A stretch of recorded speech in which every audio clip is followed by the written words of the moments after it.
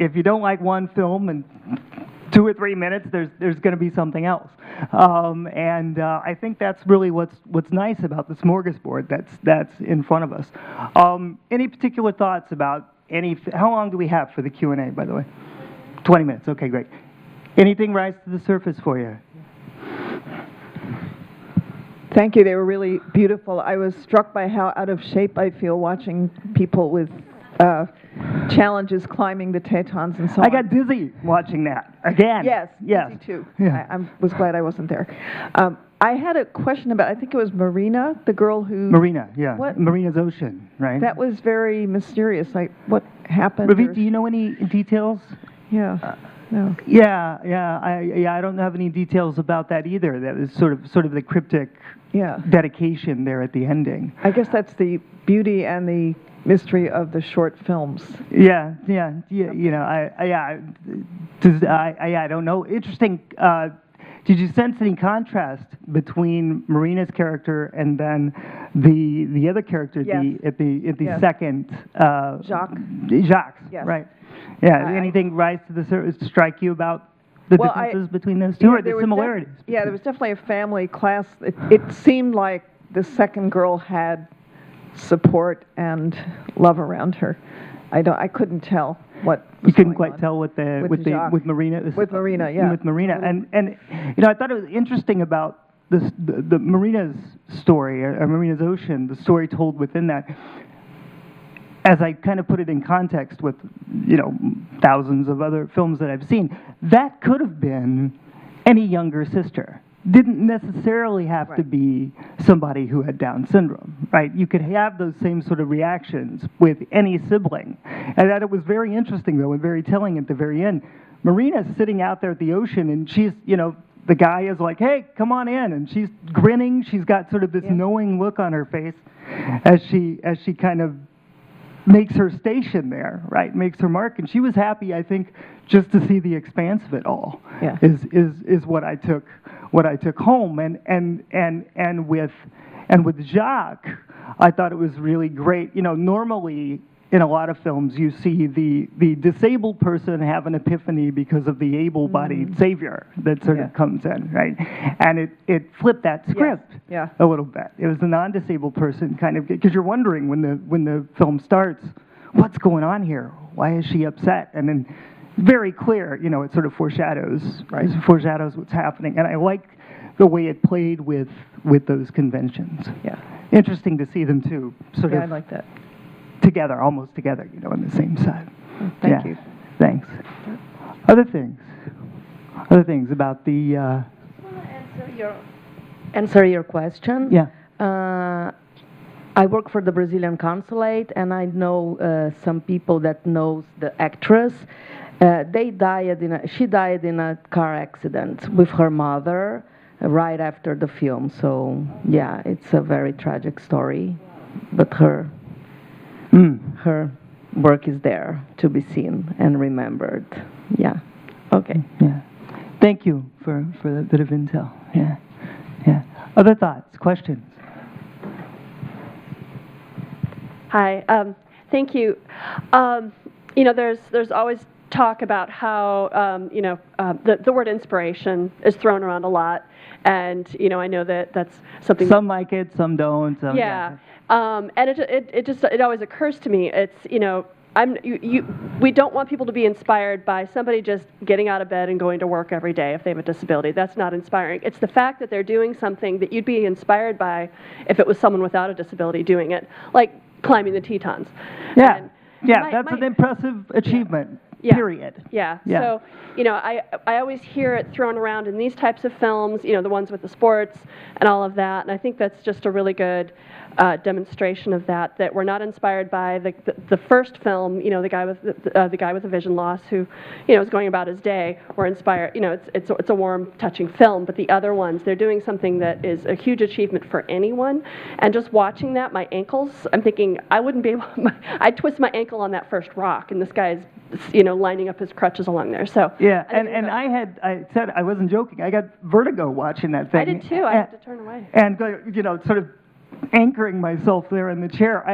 I think there's some interesting, what I've sort of noticed through the years, anybody who's gone to festivals like ReelAbilities through time is the quality of the way the films are shot has really improved dramatically in just a short amount of time. You know, there was some sort of hallmark cinematic elements that you often see if you've ever seen any film sort of on extreme sports or outdoor, you know, disability or not. You know, there was sort of the mountainside with the time-lapse stars, you know, the sort of moving quickly, that never gets old. Like, I've seen that kind of shot probably dozens of times, and I look at it and I go, oh, wow, you know. And so I think having those kind of touchstones, just that are cinematic elements in and of themselves, help add to the texture and the flavor of the film. And it was really interesting. One of the things we try to bring up a lot, I think, in a lot of the work that I do,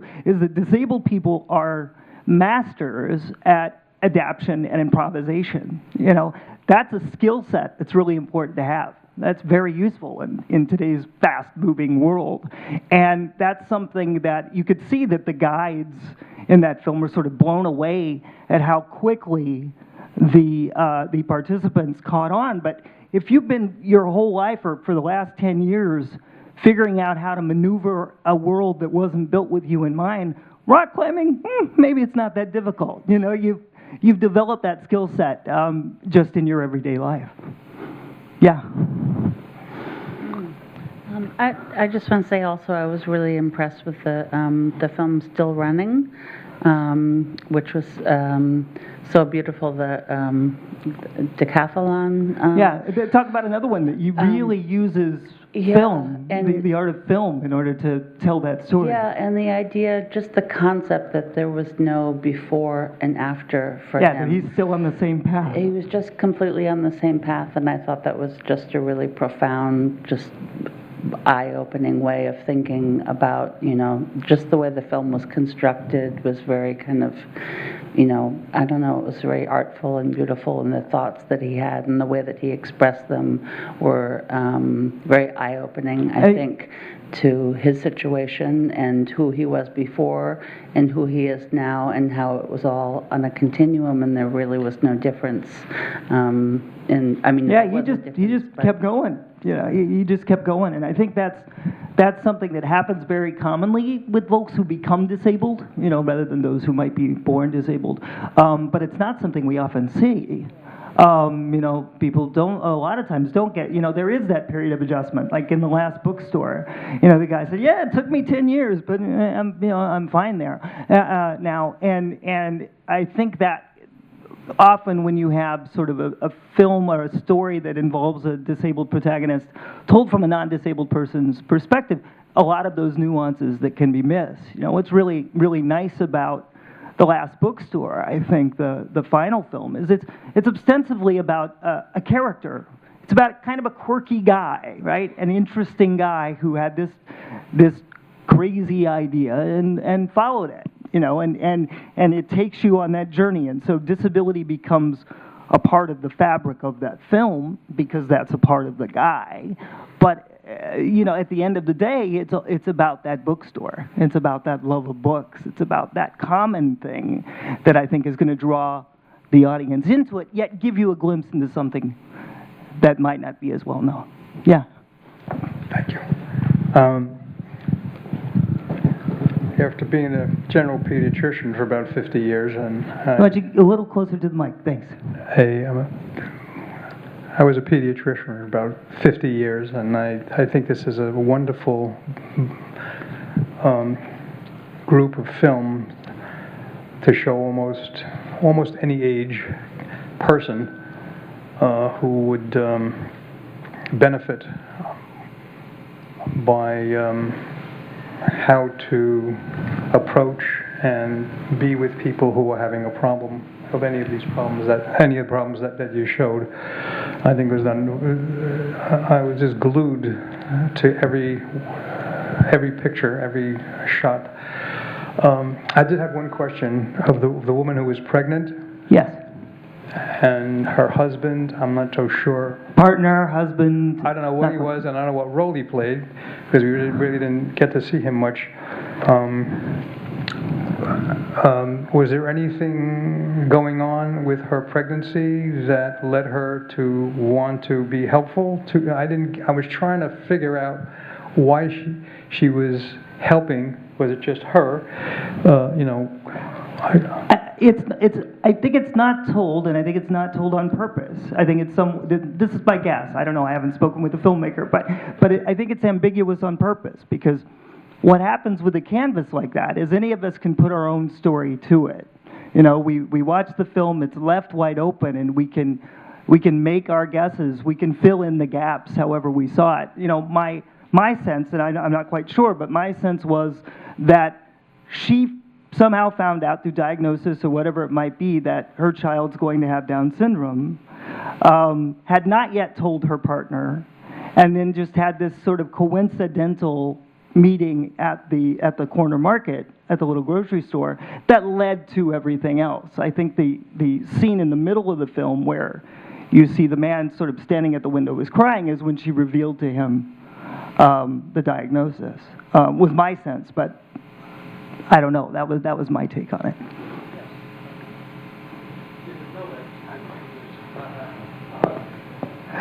I don't know if they're married, not married. Yeah, it's not. I don't think it was ever spelled out. Yeah. So I just had one comment with inspiration. So the first film was still running. He kept saying, "I want to be an inspiration." So, and then when you looked at the other film with the rock climbing, they were more like, "Don't treat us different. We're just going to adapt." Pete and I, we hand cycle marathons all the time, and personally, it annoys me, like when we're doing a race and runners are like, "You guys are inspiring me. I keep going far." I'm like, "It's hard for you. It's hard for me, and that's it." Like we inspire each other. Like they think we get an extra pat on the back. Like what you're doing is crazy hard. So, I prefer, the fact that he kept saying, "I want to inspire people." No, you should challenge yourself as a human being, and then that's why I kind of like the hiking, because they were like, let's just be like everybody else. Tell me how you do it, and then I'm going to figure out how to do it myself. Yeah, and I love the guide's perspective on that when he was like, "Okay, I'm just going to shut up. I'm going to tell you what you need to do, and you figure out you're going to figure out how to do it." I think there's a lot of interesting stuff going on there, right? To sort of unpack. On one level, I think the culture, the dominant society, sort of disabled people are only allowed to be a couple of things. We're allowed to be heroic, which is also sort of in that inspiring camp, and we're allowed to be tragic, right, which is in the sort of pity camp. And it's a weird sort of duality that people get shoved down their throats all the time. And so the level of nuance, the more colors in the palette that you see, the more that can expand. But that's not just a product of society. Disabled people internalize that too. You get told it your entire life. That's what you think you're supposed to be. And some people have an opportunity or are more willing to unpack that and sort of address it. Others aren't. Individuals are individuals. But I think if you were to sort of take a poll and get a general consensus, most people would say, aspiration is great and inspiration is great, but the most important component is perspiration, right? Because nobody wants to be inspirational by default. Right? You got to, as Beth was saying, you got to work for it, and you work for it, and you're like, all right, then there's something to be inspired by. But sort of that everyday, mundane, get out of bed thing, no, I don't think anybody in the world ever wants that, right? And so it's interesting. I think it gives us an opportunity to examine where those ideas come from, and then, push back a little bit, sometimes. Yeah, thank you. I think it might be time for our audience favorite survey. Oh, okay. So let's see, Still Running. Whose favorite was that? Still Running was the first one? Okay. A Glimpse of Heaven, the friendship between the veteran and the little girl. I like that gotcha with the veteran and the little girl at the end, with the sign language. I didn't see that coming, Marina's Ocean. Marina's Ocean, anybody? Okay. Okay. And A Grand Pursuit. Grand Pursuit's the climbing one. All right. Okay. I Don't Care. I Don't Care. All right. And Welcome to the Last Bookstore. Cool. Well, that's good to hear. All right, that's good to hear. Well, thank you so much, Lawrence. Please join us for additional events throughout the week here at the JCC and other 40 venues throughout the New York area. And on your way out, there are feedback surveys. These ones. Let us know. That was my phone. Let us know what you think about the festival, about the films, about the conversations, and fill out the survey form outside on your way out. Thank you so much. Thank you. Thank you, Josh.